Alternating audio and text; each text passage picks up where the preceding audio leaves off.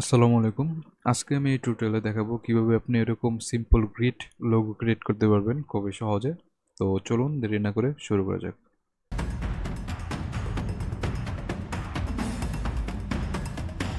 প্রথমে আমরা ফাইল থেকে নিউ একটা ডকুমেন্ট ক্রিয়েট করে নেব। আমি 1000 বা 1000 পিক্সেল একটা ডকুমেন্ট ক্রিয়েট করে নিলাম। তারপর প্রথমে আমরা ফিল কালারটাকে নন করে দেব এবং স্টক পয়েন্টটাকে 2 করে দেব এবং আপনারা অবশ্যই ভিউ থেকে দেখে নেবেন যে আপনাদের স্মার্ট গাইডটা যেন অন থাকে। তারপর লাইন সেগমেন্ট টুল নেব।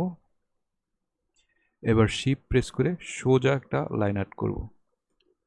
তারপর সিলেকশন টুল নেব। এবার অল্ট প্রেস করে রাইট সাইডে ড্র্যাগ করব, এরকম সোজাসুজি ড্র্যাগ করে একটা লাইন কপি করে নিলাম।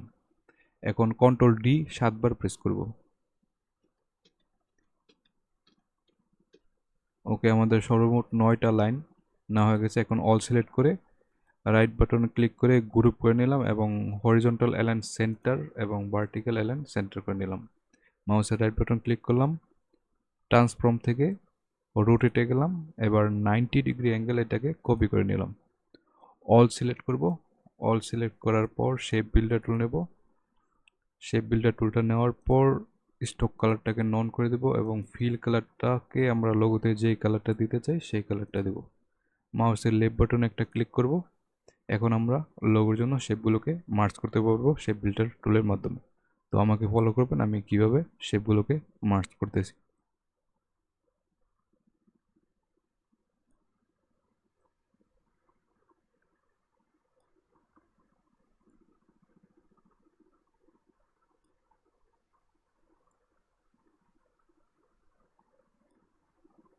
ওকে, আমাদের 80% কাজ শেষ। এখন আমরা অল সিলেক্ট করব।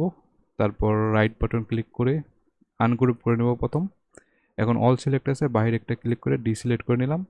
এখন সিলেকশন টুলের মাধ্যমে আমাদের লোগোর শেপগুলোকে সিলেক্ট করব। তো ফার্স্ট শেপটা আমি সিলেক্ট করলাম। আর লোগোর বাকি শেপগুলো সিলেক্ট করার জন্য আমরা শিফট প্রেস করে বাকি শেপগুলোকে সিলেক্ট করে নেব। এখন মাউসের রাইট বাটন ক্লিক করে কাট করে নেব এবং বাকি অপের জন্য ওই শেপগুলোকে সিলেক্ট করে অল সিলেক্ট করে ডিলিট করে দেব। মাউসের রাইট বাটন ক্লিক করে লোগোটাকে পেস্ট করে দিলাম। এখন দেখতে পাচ্ছেন যে আমাদের লোগোর স্টক কালারটা অন আছে। তো আমরা স্টক কালারটাকে নন করে দেব। এখন মাউসের রাইট বাটন ক্লিক করে লোগোটাকে গ্রুপ করে নিলাম এবং এখন আমরা লোগোটাকে অল্ট এবং শিফট প্রেস করে ট্রান্সফর্ম করে ছোট বড় করে নিতে পারবো।